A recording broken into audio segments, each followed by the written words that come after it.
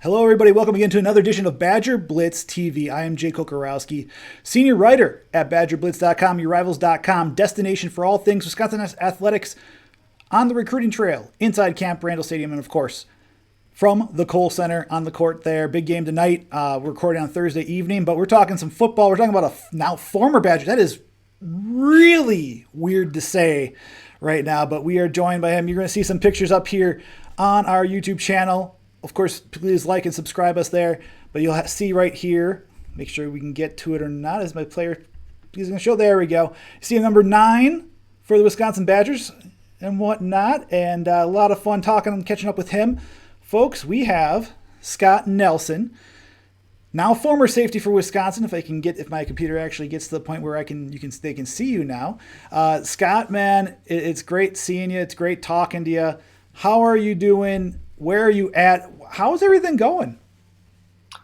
I'm doing well. After the bowl game, it was a pretty quick transition. I was able to go home for about 3 days, maybe 2.5 days, and then I flew down to Tampa, and that's where I'll be training. So I was down here for about a week, and then I went to the College Gridiron Showcase in Dallas. So I went there for about 4.5 days, and then I just flew back to Tampa last night. So we just got done with our second workout session of the day. So it's been a busy couple weeks since after the bowl game, but it's definitely been fun. I was going to say, I was going to ask you this a little bit later on, but let's now you were at Wisconsin. And then, Las Vegas Bowl, and then you start training. Have you noticed in the past couple of weeks after ending your athletic and your academic career at UW, have you noticed the transition of not being a student athlete in college now and having the ability to train like you can right now? Yeah, I mean it's been different for sure. I think the biggest thing, obviously, the workouts are fun, they're tough, but when the schedule was released the other day, I sent it into our group chat with me, Collin Wilder, and John Torchio, and we were just talking about how I think Colin said how weird it is to see the schedule and not be playing. So that was probably the biggest thing that stood out to us was like, dang, like we're not really looking forward to that schedule anymore. Like, yeah, we're excited for the guys, but not being able to play and it's really different. But I'm excited for them next year for sure. So you talked about the College Gridiron Showcase. How was that experience for you? It looked like looking at their website, it went from what till yesterday. Just hmm how was the experience? What did they make you do? And just, how do you feel coming out of it? Yeah, it was good. The first day we just did kind of check in. We did some personality tests, some reaction tests. We did a DEXA scan to see how our bodies are made up, bone density, muscle mass, fat, all that stuff. So that was really cool, and that'll be sent out to all the teams, and they'll be able to kind of just have some more information on us that they might not have before. So anytime you can do that, that's good. And then the second day, we had a couple seminars, had a couple meetings, and then we had interviews with the teams, and that was the big thing. So we were sitting there from probably 1 to 9:30 p.m. and just we were all in a big room. And if a team wanted to interview you, they'd come in and yell your name, and you'd go interview for probably around 15 to 30 minutes, and then you'd go back and hopefully be called again. So it was a wild experience that first day for sure. And then the next couple days we had practice. So obviously a great group of guys out there and different schools doing different stuff, being able to compete against different people.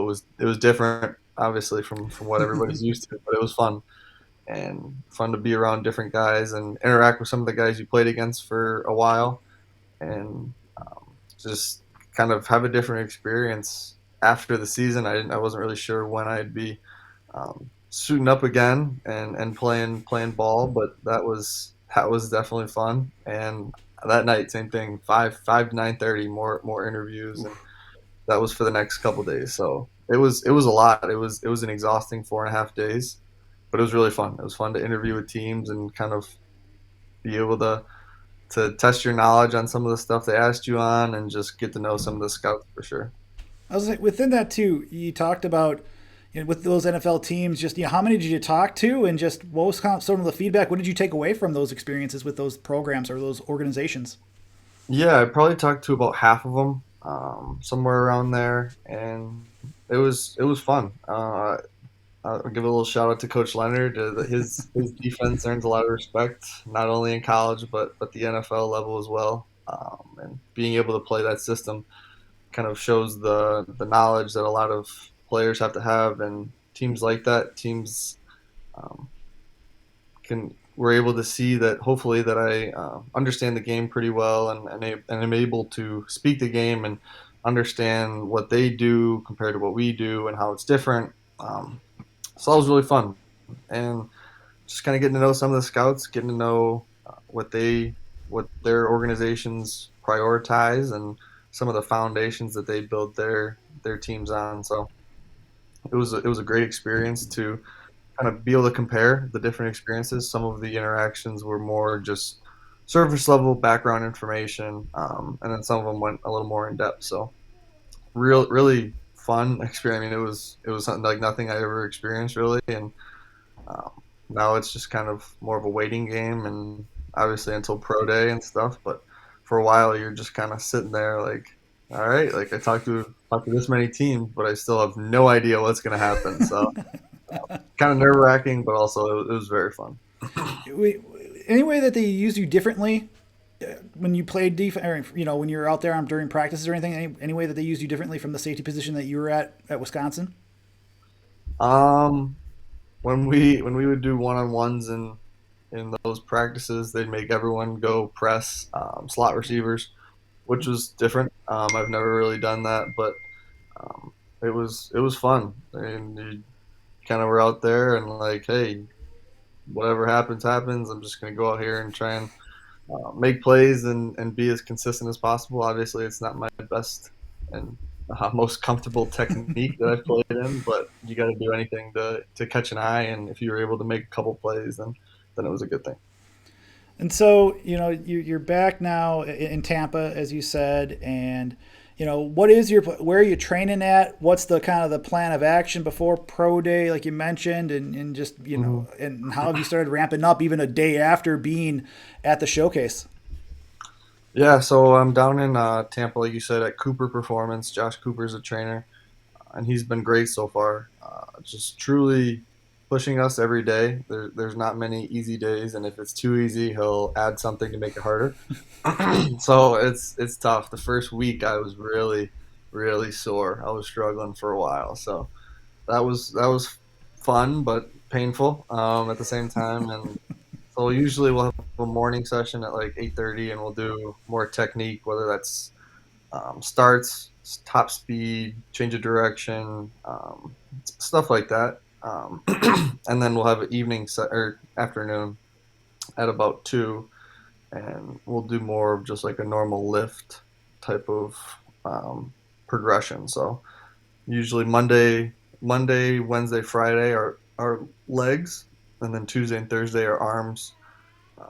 And Wednesday's more of just one session. It's more of just like an explosive leg day. So it's a lot, but like you said, it's really fun, and being able to kind of get to know some of the new guys down here that I haven't met before. It's a great group of guys, and we've been having really we've been having a lot of fun so far. All right, for all of us here that are dealing with right now, it's in the 40s here, and Wisconsin weather for the past 5 years. What's the temperature right now in Florida, and how jealous should we be of you?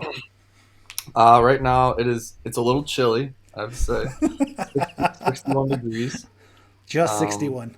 Just 61. So it's pretty perfect, I have to say. You go outside and it's not hot enough to where you start sweating, and it's not cold enough to where you need a jacket. So right in that sweet spot. And yeah, it's I feel bad for a lot of my boys and friends back home they'll send me a picture, and it was in the single digits, I'm pretty sure, for the past few days. Besides today, it was a little warmer today, It was. if I'm not It mistaken. was yesterday and today. It was in the Yeah, 40s, which I was it's like, almost shorts weather over it there. was. So I almost busted them out, man. Like the full dad thing, or like the sweatshirt, and then you have the shorts, and the Crocs or the flip oh flops yeah, down there. You know how it is. yeah.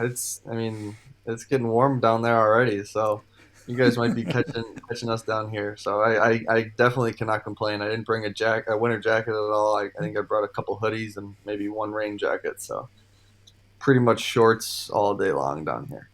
As a former Floridian, in my teenage years, I am officially jealous of you with that. Hmm. And my blood still runs thin where I am still bundling up with 7 layers when it gets that cold. But, before we let you go, a couple of things with looking back on your career. I don't know if you can see this on your screen, but, kind of put up a couple of graphics for you. 29 career games played, 28 games started throughout your Wisconsin career. 127, nearly 130 tackles, 11 tackles for loss, 4 interceptions, and 18 passes defended in your Badger career between 2018 and 2021. And last year, all Big Ten honorable mention by coaches and media: 60 tackles, 3.5 tackles for loss, an interception, and 6 pass breakups. That last stat for everyone that tied for second with the team. Fan Hicks had 9, I believe, and then Caesar Williams had 6. You and Collin and the safety group helped contribute. I mean, you look at Wisconsin, the rush. I mean, everyone's talked about just the year that the defense had. First in rush defense and total defense in terms of yards per game allowed. Hmm. Number 3 in third down conversion defense, under 29%. Number 4 in pass defense efficiency. And then also passing yards allowed per game, number 5, just under 175. I guess this past season, just how do you feel the defense played? I mean, the numbers back up a very good season. How do you feel you played? How do you feel the defense played overall? Yeah, it was really fun. I mean, this defense was. I tried to say it at the beginning. I felt like it could be special, and I mean, anytime you're able to finish as the number one total defense, I think that says something. And obviously, there are great defenses out there throughout the country, but the standard that we were setting for ourselves and um, that our coaches were holding us to as well was trying to be the best defense in the country, best defense in the nation, and the fact that we were able to achieve that in some people's minds for sure. You can always refer back to the statistics and help that back us up, but just being in that conversation really speaks to the work that a lot of guys put in, the work that all the coaches put in to put us in the right positions, and then the execution, going out there week in and week out and giving ourselves a chance was the best thing. And as a defense, we tried to we were struggling a little bit early on, creating turnovers, and we had that stretch where I mean we were getting them in bunches, and that was probably the best part of my career. Just a highlight of having that much fun. It was so much fun going out there and just seeing who's going to be the next one to make a play. So that was incredible. I think I played pretty well. There's obviously some plays that I left out there that you're always going to want back, but you can't do anything about it. So you have to just kind of appreciate the good things and learn from all the other ones. And it just try and keep the memories of playing with all the boys together and keeping that in your head, kind of like a rolling highlight film. Whenever you miss the guys, you can always play that in your head. Let's see. I wasn't down there for the Las Vegas Bowl, so I don't know. I don't know if they had availability for y'all back, to talk to you down there. But I guess what were some of the emotions that you had during and after that? The game being for your last collegiate game before moving on to preparing for the NFL.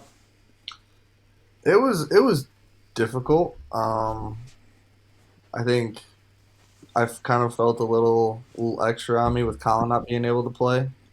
Trying to be able to help him through it as much as I could, but understanding how much it was going to hurt him not to play.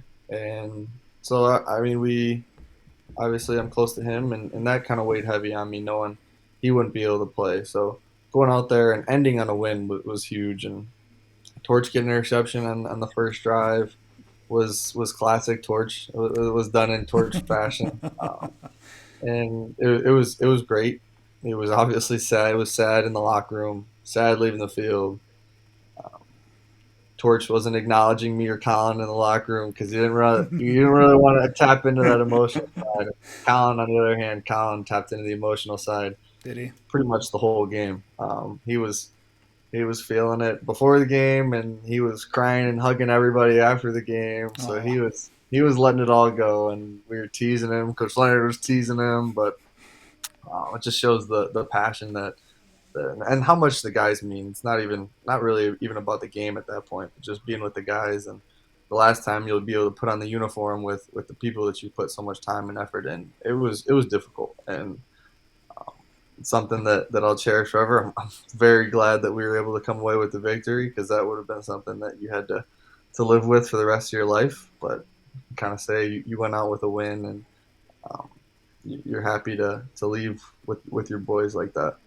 Yeah, I was going to talk to you about going forward, and I talked to Collin last month about the safety room, during that mid-December availability for us reporters, and we saw players step up in 2021 besides you and Collin. So there is game experience. You talked about the jewelry thief, John Torchio. Hmm. You talked about Travian Blaylock. But in your eye, there's also Hunter Wolder too, who received some reps on defense, I guess. But in your eyes, who within your old group will emerge next year to help lead the defense? In just the safety room or the whole defense? We could go just the safety room. Safety room. I mean, the three guys that you said, I expect them all to play. Coach Leonard loves having a third guy to rotate in there. Um, and I mean, we kind of told Torch and Trey. I mean, Trey's a little more naturally outspoken. Um, Torch is just kind of, he may not call somebody out, but he's going to do the right stuff. But we told him, like, near the end of the year, like, you're gonna have to step up at some point. Like, you're gonna have to do it at some point. Like, I don't care. Like, I know you can. I know you did in high school, so I'm not trying to hear any of that stuff. So, and he knows it. He'll do it, and Hunter will do the same thing. They're all great leaders, and um, have progressed a ton since I've been there. And Hunter's obviously the youngest of them all, but he got some great game experience this year. And anytime you're able to play as a true freshman on special teams and get some reps at defense, that's huge. It's huge for confidence. And honestly, that the bowl game was huge for him too, because it wasn't a blowout. It wasn't a game where it was out of hand. It was a close game. It was a one-score game, and he was in there getting meaningful reps and making plays. So hopefully that helps him, and they can just keep going. Obviously, with me and Colin gone, they're going to need to step up, and I know that they'll be able to, and they will. And then, a couple more quick hitters. We'll get you out of here. Kind of No along worries. those, no, coming along those lines that you talked about in terms of like on the defense, breakout player on defense. Who do you think it could be? Uh, I mean, Herbie. Herbie's not really a breakout, but I think he'll break out into the spotlight of not just Wisconsin or not just the Big Ten. And I can't wait. He's motivated differently. His drive is different. His passion is different, and you can see his leadership taking a next step. And he wants that responsibility. He wants that. He wants to be able to hold himself accountable so that he can hold everybody else accountable. And he was talking to us about it early on. Like, you can tell that he's got a different type of edge to him, and you love that, and I'm so excited for it. He was another one where he was like, "Dang, like, this is the last game I'm gonna play with you," and I was like, "Dude, like, don't talk about it. Like, talk about it later. Like, just focus on now." And it was. I think he's gonna have an outstanding season next year, and I think he'll kind of start to get that recognition that he's deserving of, and just kind of take his game to the next level for sure. All right. On the flip side, on offense, who do you think the breakout player could be on offense? Um, I would say probably Chim. Um, Chim. I wouldn't say Braylon as well as much as isn't much of a breakout star. And Chim was kind of the first guy he's a competitive guy, and he he's been a great follower, a great young leader, and somebody who's willing to listen to the older guys and willing to put the time and effort in to help the team as much as he can from a position when he was a true freshman, a position when he was a true sophomore. And we kind of told him the same thing, Herbie. Like, all right, it's your it's your team, it's your position group for sure.